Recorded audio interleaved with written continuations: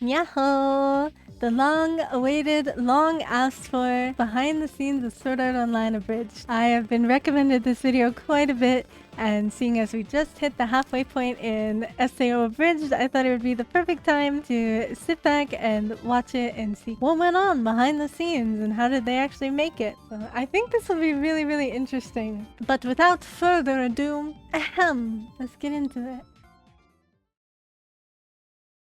it. Sword Art Online sucks. Hot take, but Thank you. partially. Click here to subscribe, follow me on Twitter, Parts leave of a it. like, and name your firstborn daughter after me. By now, it's no Oh, secret that Sword Art man. Online is terrible. It I is don't so know. terrible that the fact that it's terrible is a meme. And that's a real shame Yeah. because Hunger Games Online with sword lasers is probably Well, I think the thing is Sword Art Online itself isn't bad, but everything after the original game is bad. the best idea to come out of Japan since ritually cannibalizing their enemies is an intimidation tactic during World War II. They Look did it up. that? To those of you who are What? as disappointed as I was with Reki Kawahara's shitty writing, awful pacing, bland characterization, ignorance of basic game Damn. design principles, misogyny, He's going in on the author. I was under the impression that people liked the light novel. Was it a light novel or was it a manga? I don't know. But I was under the impression that people liked Reki Kawahara's writing. This is news to me. lack of attention to detail, Ooh. complete disregard for internal consistency. Do, do, do, do, do, do, Lack of do, knowledge of do. what made his narrative interesting Oh, in he's the still first place going. and voyeuristic sexual He's got a blood exploitation of feud. prepubescent girls. Have I got the anime for you? There's this idea Okay, on that topic though, that's pretty common in anime. It's very, very unfortunate, and I wish they didn't do that, but damn. It's such a common anime trope, and called percussive maintenance, where you take a broken electronic device and beat it into submission until it decides to work. And that is exactly what Something Witty Entertainment did with Sword Art Online Abridged. Criticism they did of a great SAO job is with nothing it. new, but SAO Abridged thrashes its source material so thoroughly that it Oh, loops yeah. right back around to becoming I think one of the strongest parts about SAO Abridged was the fact that the story was so coherent. Like, every single plot point got answered, every question answered. a loving reconstruction of everything that we all hoped SAO was going to be. From the characters to the pacing to the animation, SAO Abridged isn't just a great parody, it's a better great. It show was than fantastic. Sword Art Online. Before we get into exactly how SAO Abridged fixes the Hate to say it, innumerable but it flaws was in its really source good. material, all while remaining one of the funniest Abridged series on the market, let's talk about names. I mean, that's kind of the point of Abridged series. I feel like Abridged series are meant to be funny. So they are all funny. It was pretty hilarious, though. I really loved what they did with a lot of the characters. This is Kirito, Asuna, and Klein. They're the three most important You mean characters Balls in Deep Sword Art 69? Online, and I'm going to have to talk about them a lot. This is Kirito, Asuna, and Klein. They're the three most important characters in Sword Why are Art we Online zoomed in on these Abridged, balls? and I'm going to have to talk about them a lot. You see the problem. You just said So, that. in order to avoid confusion and to keep myself from having to say Abridged Kirito 347 times, let me introduce you Okay. to some new friends of mine. Kurt, Ass, and Balls Deep 69. Yeah, Everybody see what I'm there doing it here? is. Yeah? Okay. Perfect. The most noteworthy and impactful change that I pick SAO up what you've Abridged been makes over doing. the original is that people aren't stupid. So many of Sword Art Online's conflicts could be avoided if the people involved didn't have the mental capacities of a sleep-deprived cabbage. Take the moonlit black Damn, cats, what for a example. burn. SAO attempts to justify Kirito's badass lonerness by implying that he feels responsible for what happened to the cats and doesn't want to Yeah. join any other guild to keep people Which I did really like what they did with the abridged version, because you could really feel the impact that it had on Kirito versus in the original Sword Art Online. I feel like the impact of losing his entire guild was kind of mild. Like, Kirito was kind of just like, whatever. safe. This makes them incredibly important. Sure is a shame they have the collective IQ of a coffee table. Hey, we have some time to kill. How Yeah, about we make they some were extra kind cash of, fighting death monsters in this death dungeon where we could die? Never mind that our guild leader is gone. We need chairs. Not to mention the whole reason they all get killed is because Mr. MLG Pro here finds a treasure chest in an empty room Right? and opens it. Dude, that's what I'm saying. From the first time I watched SAO, I never understood how they didn't see this coming as a trap. Like, literally, you walk into a giant empty freaking room with a treasure chest in the center. That screams trap. You don't have to be smart. You just have to have one single brain cell to understand that. And I feel like that's all that needs to be said to show that this guy is about as smart as Bakugo. Oh god, what have I done? But the cats aren't off the hook. Let's talk about Kirito. Kirito hides his level from the Moonlit Black Cats because if they knew his real level, they wouldn't want him around. Oh my god, he's too high level. We can't have him in our party because he's too good. My steak is too juicy and my lobster is too buttery. Why? Are you forgetting that this is a death game? Why would anybody not want to hang out with people who are good at the death game? Now, it's never explicitly stated why hanging out with someone at a much higher level than you is a liability because Sword Art Online. But as far as I can... It's because you don't want people to think that you were carried to your level. It's like when somebody low level hires a grandmaster in League of Legends to carry them up the ranks. You don't want people thinking you're weak. Kirito being around makes higher level monsters spawn. And if that's the case, then Kirito knows that getting into a combat situation with the cats is a bad idea. So why did he say nothing when it was suggested that they go into the dungeon? Kirito, I didn't know that actually. Kirito, it was his fault all along. Why did he do that to them? He knew that his very presence would cause Trogdor to come in and burninate all his friends. Then congratulations, Kirito. You are so socially incompetent that you committed manslaughter. Bully for you. The actions of these characters are completely incongruous with a world in which people have both a fear of death and a basic knowledge of cause and effect. Which is why Sword Art Online Abridged completely rewrites this entire plotline. For starters, not only does Kurt not hide his level from Keita, Keita approaches him because he wants a higher level player in his guild, which, you know, makes sense. Why does Gary run right into the most obvious trap since this? Because he's an NPC set to auto-loot. And why are they in the dungeon in the first place? For chairs? Nope, because they're in debt to the mob and have to find a replacement for the special item that Charisma Hat stole. It's so much more compelling of a storyline than the original was. Slash and burn approach to adaptation is what allows something witty entertainment to take Sword Art Online from a barely coherent mess of broken dreams and lost potential and turn it into a series that isn't downright insulting to anybody who has a better critical eye than a trained eggplant. In addition to the obvious benefit of logic, these massive changes result in more complex and meaningful character development than happens in SAO proper, and not just among the main cast. Even the most minor of side characters are given unique personalities and quirks that tend to be entirely absent from the original series. This allows something witty to turn totally forgettable, generic, non-characters like this into real people with personalities that we actually care about. In SAO... You know what? While I was watching it, I didn't really realize that, but that is very, very true. I feel like in the original Sword Art Online, a lot of the side characters were just kind of like so boring and basic that you just glossed over them. But in the abridged version, every single side character had a unique something or other.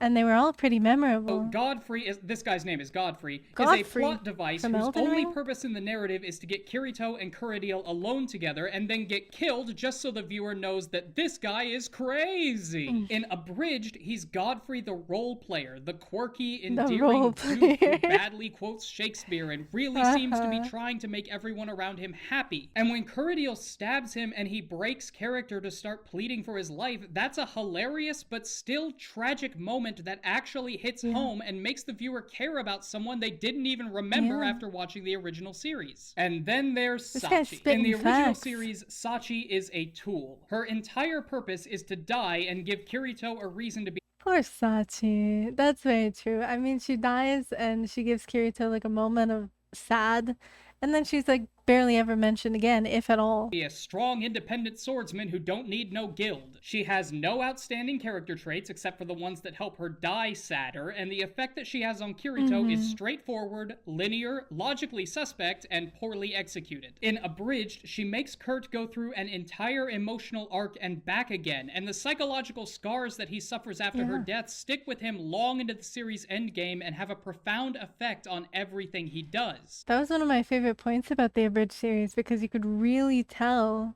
like I said earlier, the change that it had on him.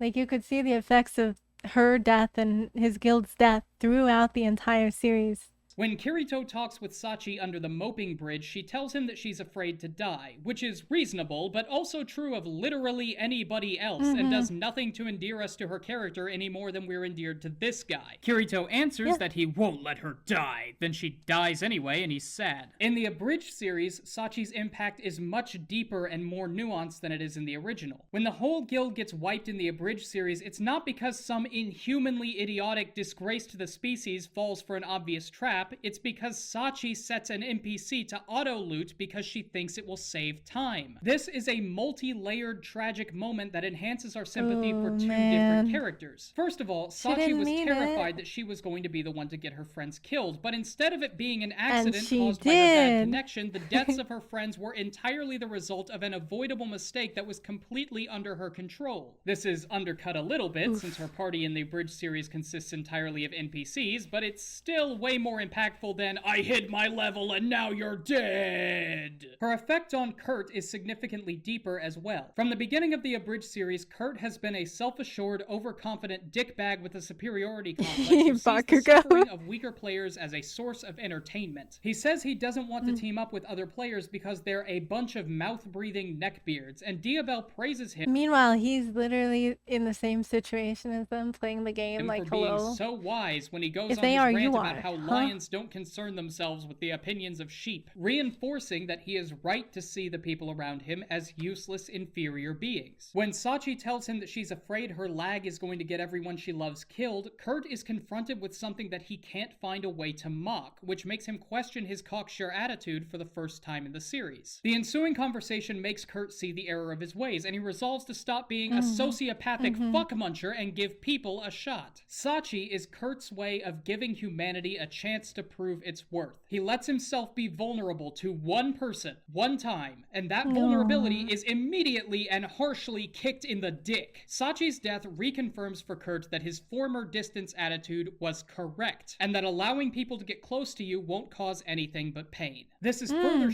which is really interesting because I feel like that death and that vulnerability did end up having a very positive effect on him because it just grew and grew and grew, and he started to get closer and closer to his companions throughout the series. So it's kind of backwards. Like, yeah, it hurt him, and it made him think, oh, this sucks. Getting close to people sucks, but at the end of the day, it did open him up. Balls at the end of the episode. Since they first met, Kurt has always referred to Klein by his screen name, BallsDeep69, as a way of having some small bit of power over him. When he's going after the item from the Christmas event, Klein tells him that there's a chance it can resurrect players, and that knowledge gives Kurt just a little bit of hope that his vulnerability towards Sachi wasn't completely wasted. As a result, he responds, "Thank you, Klein," showing this other player a rare sign of respect. After risking his life against Smurf Santa to have a chance at saving Sachi, Kurt is rewarded with a hat for his trouble. Now, his attempts to show faith in humanity have been foiled 3 times. First, when Sachi died. Second, when the hope at reviving her was taken from him. And third, when Klein betrayed him by giving him that hope in the first place. Even if Sword Art Online had accomplished what it set out to do with Sachi's character, Kirito wouldn't have had an arc so much as a straight line going from a relatively nice, sociable dude who's a bit on the awkward side to a self-imposed pariah who's too afraid of getting other people killed to join up with them. In Abridged, he starts with posturing and presenting himself as a total... I do feel like in the original Sword Art Online, Kirito kind of started in too good off of a spot to have any meaningful character development. I mean, like at the beginning of the game, Kirito was already teaching Klein how to play. He was already great at the game, already super powerful. So that makes it very, very hard for him to have any meaningful development throughout the series. Ass who doesn't care about humanity at all while actually really wanting people to like him. Then he gets that point of view reaffirmed after the fight against Ilfang, then questioned by Sachi, then reaffirmed by Sachi, then questioned by Balls, then reaffirmed by Santa in an emotional cycle that beats him down so far into the dirt that he thanks Balls for showing him that there was still a part of him that could love people, because now that he knows where to find it, he can kill it forever. This is normally the part in this video where I would really start delving into Kurt's character, but I'm not going to do that. Instead, since there's enough content about him, Ass, and Yui to make that its own video, I'm gonna make that its own video. For now, let's go back to this whole thing about people not being stupid and talk about Kayaba. Trivia question. Why does Kayaba Akihiko make Sword Art Online kill people? Don't remember? Neither does he! Ain't that... In the original, I have no freaking idea. I know the abridged series, but because of a bug, but I don't. That's a good point. I don't Some remember shit. in the I mean, original. I get it, man. Sometimes you just do things. No worries, I'm sure that'll hold up in court. The lack of compelling motivation isn't just stupid, it turns Yeah, Akihiko what from a was his potentially reason? brilliant character into a plot contrivance, For acting as fun? yet another He's sword in bored? the back of SAO's potential. Thankfully, as usual, the Abridged series is here to save the day. In SAO Abridged, the first few SAO-related deaths were the result of a glitch in the system that was caused by a rushed release. And since Akihiko is crazy from having gone 3 weeks without sleep to get the damn thing finished, he panics and locks everyone in the game so that he can pretend it's all part of some master plan until he finds a way to keep the cops off his back. The writers of the Abridged series realized that there was no possible motivation that a sane man could have for doing all this, so they needed to add some insanity to Kayaba's character. Problem is, they'd already portrayed him as being ruthlessly competent when he's playing the part of Heathcliff. Their reconciliation of these two portrayals of Akihiko both makes sense and play into his backstory as a game developer, since nothing drives game developers insane like being overworked, underslept, and working on a deadline they know they can't keep. Speaking of Heathcliff, then there's that whole "you fools, I was Kayaba the whole time" bit. Unless you've seen Sword Art Online, there is no way to properly appreciate how jarring this scene is. We all know that I do remember the first time I watched Sword Art Online, I remember being like, what? It kind of came out of nowhere, to be honest. Like, it was a very, very sudden realization in the original show. Like, you're watching the show, you're having a good time, it's all fun, it's all fine, it's all dandy. And then over the course of, like, literally minutes, the entire show just collapses and ends. Like, oh, we're going into this boss fight, but surprise, this is actually the end of the game. Bet you didn't expect that.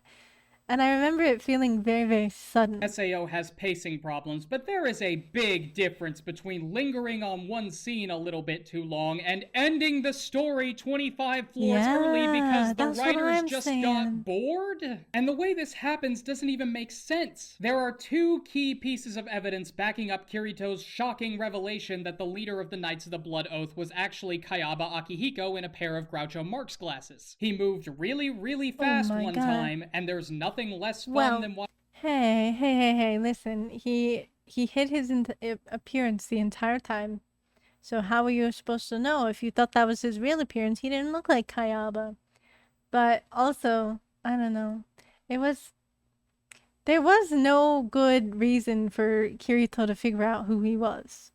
That never made sense. Someone else play an RPG. With the first part, Kirito seems to forget that Sword Art Online is an irreparably broken game. The unique skill system makes it so that there's nothing stopping a player from being able to do pretty much anything, including moving lightning fast and blocking an otherwise perfectly placed attack. As for watching someone else play an RPG, I'm subscribed to this little channel called The Game Grumps, who just finished a playthrough of Breath of the Wild. Give that a gander, Kirito, and tell me how boring it is watching people play RPGs after you've vicariously experienced Dan and Aaron's perfect friendship. The kind of friendship that you know is absent from your own life because you never developed social skills in high school, and now you don't know how to talk to people because you're a shut-in NEET who spends every day writing YouTube videos about shitty anime while drinking raw Baileys at noon in your apartment in Belgium. The Abridged series plants the seeds of Kayaba's true identity in the first episode when final form floating personification of death Kaiba references Tron and scanners. After Heath is introduced, those movie references continue. These allusions to Kaiba's favorite films create a narrative through line that allows Kurt to turn a long series of individual events into a strong case against the leader of the game's strongest guild. Or at least a stronger case than nobody could beat me in a fight without cheating. And the movie references don't only serve to make Kaiba's alter ego make sense, they also create a connection between him and Kurt. Kurt also constantly makes movie references throughout the series, which reflects the way in which he and Akihiko are similar. If I'm being honest, a lot of the movie references totally went over my head, which isn't saying a lot because a lot of times everything goes over my head, but I didn't really realize that he was making a bunch of movie references until that point in the Abridged series. where him and Kayaba were having that moment together. Both massive nerds with no friends who are tired of living in a world where everyone they know is intellectually beneath them, and getting trapped in this game is probably the best thing that's ever happened to both of them. When Kaiba finds out that Kurt gets his movie references, he is overjoyed at having finally found someone who understands him and his misanthropic tendencies. The problem is that Kurt has undergone a whole character arc at this point and has begun to legitimately care about humanity, thus breaking the bond between him and Kaiba, which is represented when Kurt stabs Kaiba while quoting Mythbusters, and Kaiba It's kind of really interesting because it's like looking at the same side of the coin, but with slight differences. The same person who one maybe took a left and one took a right, and now they're coming head to head. Attributes the quote to Dungeon Master, a film that Kurt has never even heard of. And if that wasn't enough, then during the last scene with Kurt and Ass, when Kurt finally says I love you to her for the first time, she says I know, quoting Han Solo in Battlestar Galactica. Ass is... Oh, that's what everybody was talking about. I didn't get that either. Oh my god, wait, that means that she was quoting a movie reference too. I thought she was just blowing him off. I thought the whole time she was just like, I don't want to say I love you back. Use of a movie reference here cements Kurt's progress as a character, showing now that he identifies more with Ass than he could have with the genocidal Kaiba. And the Abridged series doesn't just fix characterization issues either. There are also subtle changes in pacing, editing, and animation that just make it pop. For example, during the fight with Ilfang in the original series, right after the door opens, we get this brief clip of the Kobold Lord sitting on his throne in the dark. This subconsciously preps the viewer for a moment of tension where the army slowly walks forward with the boss looming silently over them, waiting to strike as they enter his domain. Instead, he jumps through the air like an overstuffed tube sock out of some madman's laundry cannon and starts cutting through people like that guy from Too Many Cooks at Thanksgiving dinner. Just cutting out that one shot of Ilfang on his throne makes this whole scene flow 20 times better. I counted. And it's not just subtle changes. SAO Abridged cuts out so much unnecessary bullshit that you could make a whole new bull out of the shit, and this metaphor isn't going quite the way I wanted to, but the point is that the Aincrad arc in SAO proper is... I mean, you can't really get on animes about filler. I mean, every single anime out there has some amount of filler, so... 6 hours long. In SAO Abridged, it's just over 3, and nothing of importance is lost. Do you remember when this guy from the fishing arc talks about soy sauce? Do you remember this guy from the fishing arc? Do you remember the fishing arc? Neither does SAO Abridged, and it's better for it. Then there's the OP. My god, does this series have a stellar OP. I mean, Jeff isn't gonna want to fuck it, but he's also not gonna want to beat it hard enough to make small children uncomfortable like he did with the OPs of SAO proper. If nothing else, the OP is short and well edited with a fantastically chosen theme song that actually plays during the final fight against Kaiba. I don't know how SAO managed to fuck up the most obvious and badass... But I couldn't even leave it in any of the videos. Yeah, I couldn't leave the song in, but it was a pretty banger song. Anime trope of all time, but there is nothing more hype than hearing the first bars of the opening theme song play while the main character and the big bad evil guy stare each other down. And then the way the music abruptly cuts out when Kurt's sword breaks on Kaiba's shield really sells his desperation and the sense of defeat he feels at having finally been bested when so much was on the line. But the most impressive change to me is the subtle edits made to animation in the series. And I'm not talking about making characters roll their eyes or the addition of new characters. I mean the minor tweaks that don't do anything to make the episode funnier, but that seriously improve the quality of the show overall. The best example of this is the fight between Yui and this sentient Halloween costume. When Yui summons her sword in SAO proper, it's a little girl with big sword moment. And that's fine, but the idea of an unstoppably badass 9-year-old girl is kinda tired at this point, and it doesn't tell the viewer anything new about Yui except that she can summon a big sword. When this scene happens in the Abridged series, there's this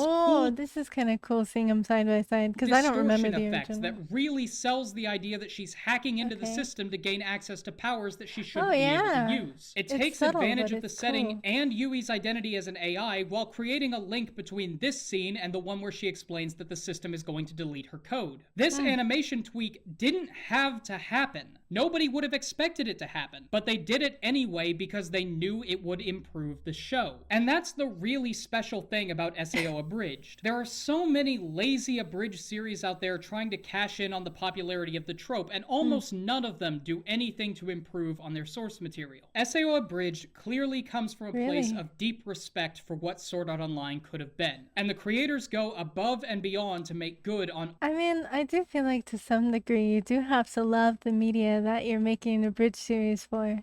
Well, I mean, you don't have to, which is probably where the ones that are lazy and uninspired come from, but when you're making one as good as the Sword Art Online Abridged, like, you have to love the source material. Even if you didn't agree with everything that it did, you have to have some level of, like, respect and desire to just improve upon it and make it better. All of the promise that Aincrad had. And I'm glad they did, because I wanted to like Sword Art Online. I think most of us wanted to like Sword Art Online. And now, thanks to Something Witty Entertainment, I can. The problem with it now, though, is now that I've watched the Abridged series, I don't know if I can ever go back and watch Sword Art Online proper. They ruined it. Happy 20,000 subscriber special, everybody. I opened a Twitter. You know, I really want to do something cool for these subscriber milestones, but damn it, you're subscribing faster than I can celebrate. Anyway, about my next video. I normally try to put something out every 2 weeks, but the next video might be a bit later since I'm moving to a different house, in a different country, across the ocean. Oh my god, he's having a big move. Big move! I'm having a big move later this year, too. Let's see if we can find the second episode of this. 9 years ago, that might be hard. There we go. I'm a sucker for a good love story, but the fact that it has to be a Me good love too! story really hampers my ability to enjoy romance. the majority of anime romance. Romantic relationships are difficult to portray well in any medium, but anime in particular has a long-standing tradition of royally screwing it up. Thankfully, Sword Art Online Abridged comes through for me yet again by taking what was a fairly standard, if decently paced, anime love story and turning it into a romance worth writing a video about. The relationship between Kurt and Ass is real, and it has a clear and satisfying emotional arc that... My favorite part about the romance in Sword Art Online Abridged was that they were both... It felt like a very real, very raw human love story. It came out of nowhere. It was super duper quick. It was two very, very imperfect people realizing each other's imperfections and then choosing to be together regardless. And I really like how they portrayed that.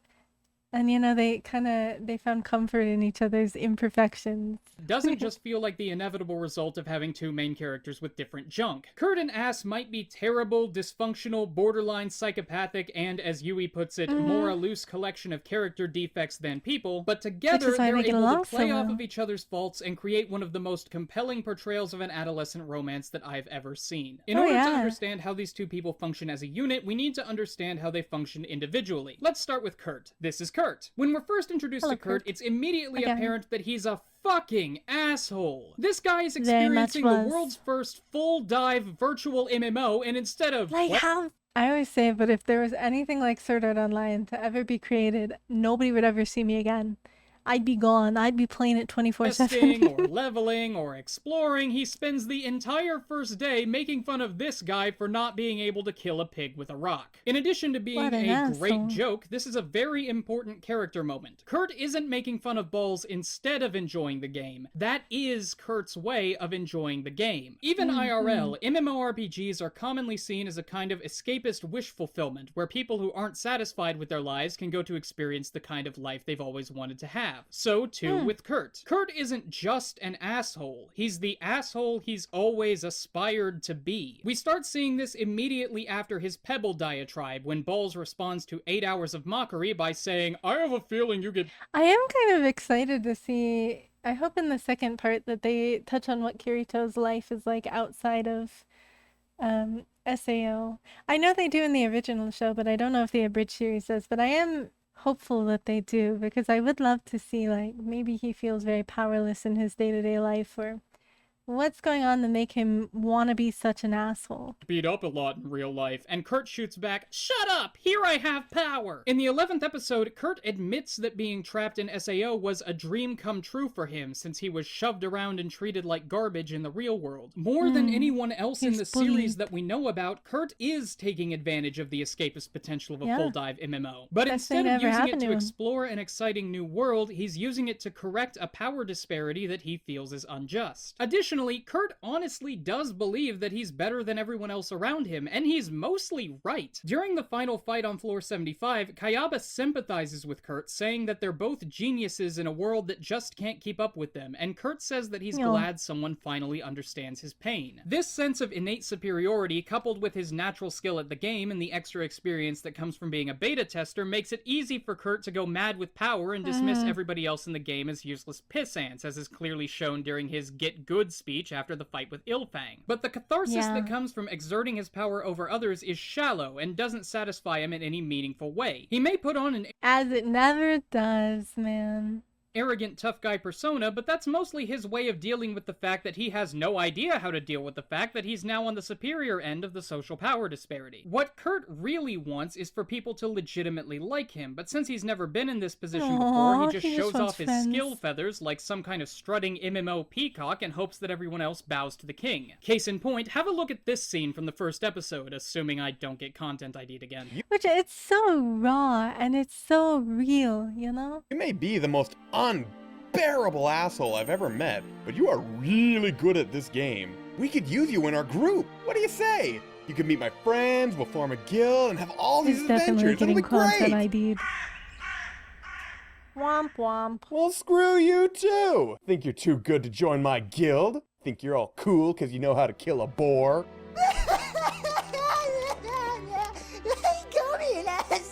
There are two parts to Baldy's comment here. First is the unbearable asshole part, and second is the I don't mind you being an unbearable asshole because you're so good at this game part. If Kurt really were the self-righteous lion in a world of sheep that he claims to be, he would either jump at the chance to join a guild filled with weak players who would marvel at his giant sword cock, or he would think that Balls' offer was beneath him and mock him for it. But he doesn't do that. Instead, he runs off in tears because this person he spent the entire day making fun of called him an asshole. Balls' assessment of his character causes him— He's just a baby, man. He just wants people to like him. To run away crying, but he doesn't even seem to notice the second part of the statement, which is honestly a very high compliment to his gaming skill. Either that, or he runs off immediately following the unbearable asshole comment and doesn't even stick around for the second part, which says enough in its own right. This desire to be liked is also displayed at the beginning of the second episode. That didn't bother the kid none.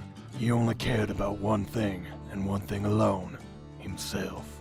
'Cause in a game of life or death, you either live or you die. Oh, wow. What brilliant insight. It's so deep, it loops right back around to being stupid. The kid ranted at no one. It's slowly dawning just how alone he truly was. This scene is important because the game itself is the one mocking him for being a friendless loser. This shows that no matter how good Kurt gets at Sword Art Online, he's never going to be the person he wants to be until he learns how to get people to stop thinking he's an arrogant cock goblin. Since he doesn't know how to do that, he puts up this asshole front to make it look like he's choosing to be alone because nobody— Honestly, genius writing. It's so real. else is good enough for him, instead of just being ostracized by society for being an arrogant cock goblin. Enter ass. Enter ass. What about you? Why haven't you joined the others? Parking in real. Oh, lots of reasons. Mostly because they're a bunch of mouth-breathing neckbeards who think LMAO is how French people laugh. LMAO.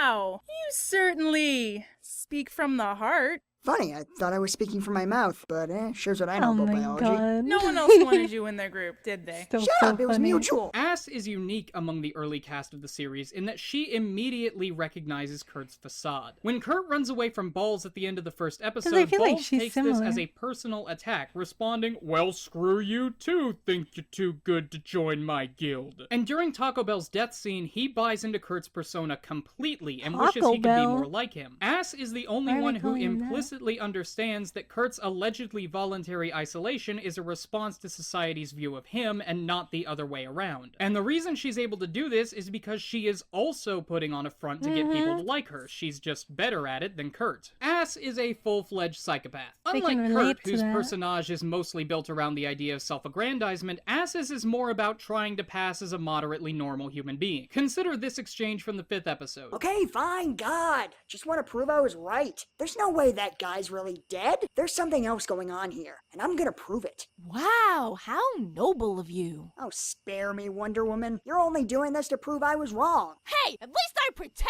to be nice to people. Yeah, whatever. Wait, pretend? Here, Ass Pretends. makes my job easy by unambiguously stating that any sense of outward friendliness she displays is a lie. There are 2 reasons for this, and strangely enough, It's the difference between having a messed up mind and being well socially adjusted and having a messed up mind and having no social they're adjustment. the same 2 reasons that Kurt has for putting on his front. First, while Ass has had some social success, she does have experience with people shunning her once they get to know the quote-unquote real Ass. This dislike/fear of her Genuine is so ass. bad that it gets to the point where 2 people are willing to jump out of windows in order to avoid being in the same room as her, so it makes sense that she would do her best to make sure that people see a version of her that doesn't make them want to jump out of windows. Second, Ass doesn't have the best life in the real world either. In the 10th episode, when the 2 of them are dancing their beautiful dysfunctional marriage tango, Ass's inner monologue states that her stubbornness comes from her mother, who told her to dig in her heels when she's wrong and never show weakness. She also says that her parents are getting divorced. Nothing against divorced parents, I but don't that think I kind of picked up on attitude that. coupled with divorce-inducing levels of conflict suggests that her household growing up Yeah, wasn't that's exactly pretty happy rough. and functional. And that kind of familial situation, if it were bad enough, would understandably lead to her having the attitude that she does. And it's worth pointing out that that attitude is abusive, at least at first. This might be obvious, considering that she committed arson against a perceived romantic rival, but it bears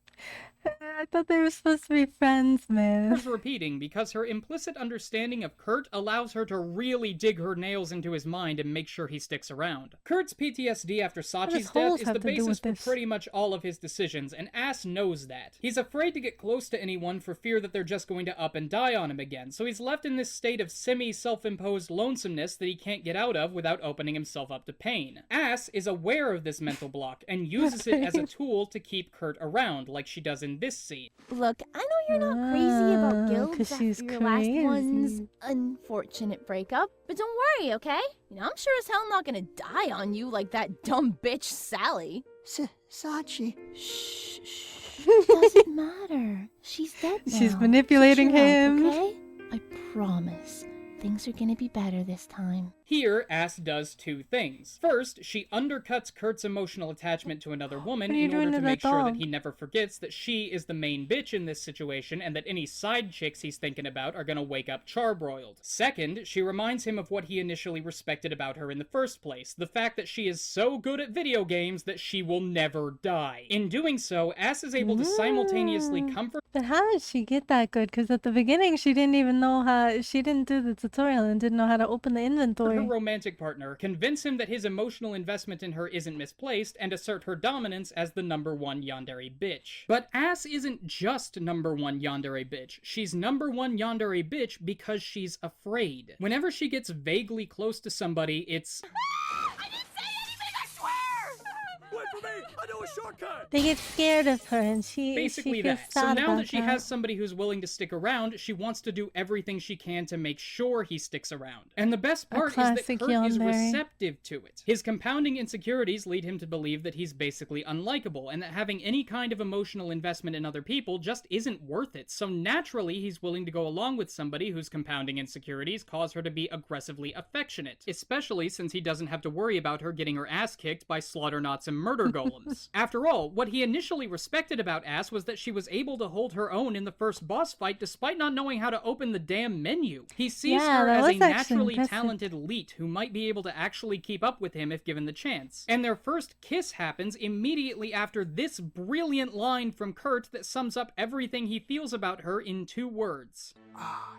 you bitch. I know this sounds sarcastic, but hear me out. Right before this scene, CurryChi says this exact line when Ass stabs him, and immediately follows it up with, "You know, people always think that being called a bitch is so negative, but frankly, I just think it shows how you're strong and confident and absolutely fucking terrifying, please don't kill me." Strong and confident and absolutely fucking terrifying, please don't kill me is exactly how Kurt feels about Ass.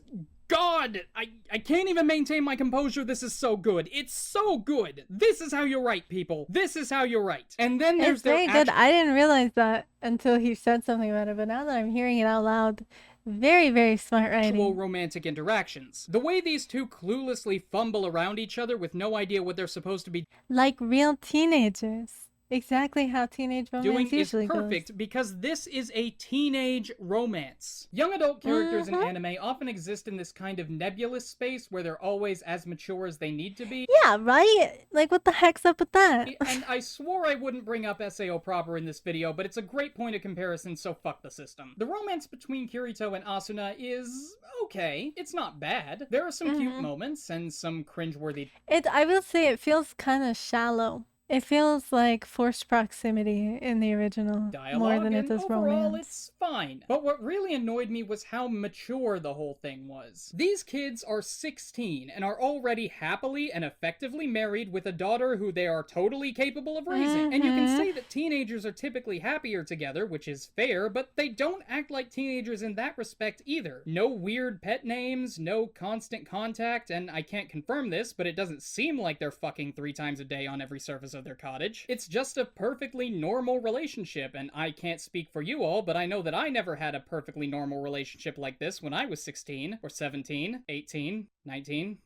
20, 21. I've only seen 3 anime that portray teen romance well. Evangelion, Sound Euphonium, and SAO Abridged. And of those 3, SAO Abridged is the best one that I'm going to be talking about at length in the They did really feel like teenagers. They didn't feel like adults and teenagers The way bonding. Kurt's sexuality is expressed is perfect, not just because he's a teenage boy, but also specifically for his character. Just like Kurt puts on the overconfident, too cool for school persona for society at large, he also presents himself as a worldly James Bond type around hashtag the ladies. Specifically Ass, when he starts talking about the hashtag dubious implications of her having him over late at night. And when Ass reveals everything, Kurt's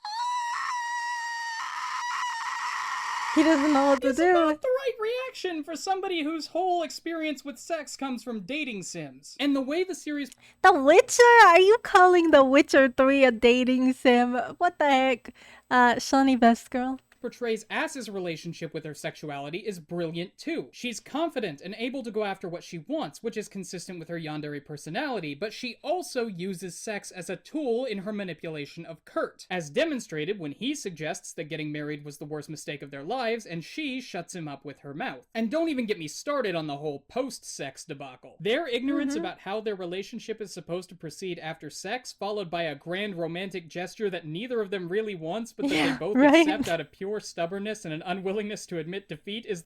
It's very teenager. I feel like teenagers, they're always like, oh, what's the biggest, grandest thing that I can do for my partner? the most adolescent thing I have ever seen in anime. And what really brings it home is how the whole thing is resolved. Instead of blowing up in their faces or escalating to the point of absolute madness before one or both of them finally breaks down and admits defeat, they go through some serious emotional trauma together and emerge as stronger and more mature people who are finally able to have a grown-up conversation about the future of their relationship, which ends with them realizing how stupid they were to have their little romantic dick measuring contest in the first place. Which brings me to everyone's favorite kawaii AI daughteru, Yui. The most important thing about Yui is that she is a perfect fit for this family because of this line messed right up too. here. I am sorry I lied to you. I inserted myself into your lives merely to satisfy my own curiosity. At least, at first. It was nice to be a part of your family. All through episode 10, both Kurt and Ass use Yui as a tool to try to get the other one to be the first to admit that their marriage is a sham. Using but the them. reason this is brilliant is because Yui is using them as well. This is how Yui is able to have such a profound effect on them. Well, we see some of their parental instincts start to kick in just from being around her, i.e. Kurt being impressed with her verbal takedown of Yulier and Ass calling her an adorable little troglodyte. What really causes the two of them to change and mature is seeing themselves reflected in Yui. Just like them, Yui is a manipulator who is using them to achieve her own goals, namely learning about love, but the reason she has such a huge impact is because despite initially using Kurt and Ass to her own ends, Yui selflessly risks being deleted to save them from the dollar store blow-up skeleton man. See? Because she came to care. She started out using them and then she started to actually care. Which is exactly what I think happened with Kirito and Asuna. Someone as manipulative as they are risk death to save the people they're manipulating makes both of them realize what sociopathic idiots they've been. And Ass in particular falls over and wails in anguish at Yui's death, showing off some really impressive voice work from Bubble Monkey. Huh. Finally, let's talk about their last moments together. While the two of them are sitting up in heaven watching the world burn, just like they've always wanted, we get a few very satisfying and legitimately touching moments. First, they share their real names. For two people who have spent the entire series putting up walls and acting out personas, the fact that the series ends with the two of them being comfortable enough to share their real selves with each other is very poignant. Second is how their last conversation starts with Ass berating Kurt for crying, and continues with her making little jabs at him for thinking he can build a robot body for Yui. Their relationship dynamic is mostly built on playfully poking fun at each other, and to see her lightly mock him at such a which I feel like is very realistic to like real life relationships. Serious moment while they're both crying and smiling is really beautiful because it further displays the level of comfort they've achieved with each other. And the playful nature of the insults shows how far they've come from the much harsher and more biting mockery of their first few episodes together. And lastly, Ass's last words to Kurt demonstrate that she's fully managed to get past his barriers and is able to understand him implicitly without having to be told what he's feeling. Kurt seriously tells her that he loves her for the first time, and she pulls a Han Solo and says, "I know," meaning that for all the problems and conflicts they have, for all the posturing and emotional trauma, she is able to see the real him, and she likes what she sees. Oh, I do have more that I could say about SAO Abridged, but I think that 2 videos is enough for now. I am moving into a new apartment, so I'll save the next one for when I break something and need to pay my insurance deductible. For those of you who missed my sick rap at the end of my How to Play Magic video, which is around 190,000 views, I recently launched a Patreon and switched it to a monthly subscription service. So go there and you can join these lovely people in getting cool rewards like access to an exclusive 9 years ago. You know, going into these 2 videos, I kind of thought it was just going to be somebody talking at me for like 40 minutes. But I was very, very pleasantly surprised. I think that he explained everything that happened in the Abridged series perfectly. I have no complaints about that. And he brought a lot of new points to light, in my mind at least. I don't know about you guys, but it really made me realize just how good the Abridged version really was. It wasn't at all what I thought it was going to be as well, because when he said behind the scenes, I thought it was more behind the scenes, like how they actually like put time into making it. So that threw me off. I wasn't expecting that, but I'm very, very pleasantly surprised, and I almost feel like I liked this better. It was more so like he was just explaining why it's so good, and like the nuances of the writing and the moments, and you know. Yeah, no, this is a very, very good explanation. I feel like he touched on literally everything that made it fantastic, and it's just even further solidified in my mind that the Abridged series was better. It was just better. It was just, I can't ever watch Sword Art Online again. It's ruined forever. I can never see it again. But that being said, next week we are picking back up with the Abridged series. We're gonna go into the second part. Yippee! So I hope you guys look forward to that one. And thanks for watching. Thanks for joining me on this. Bye-bye!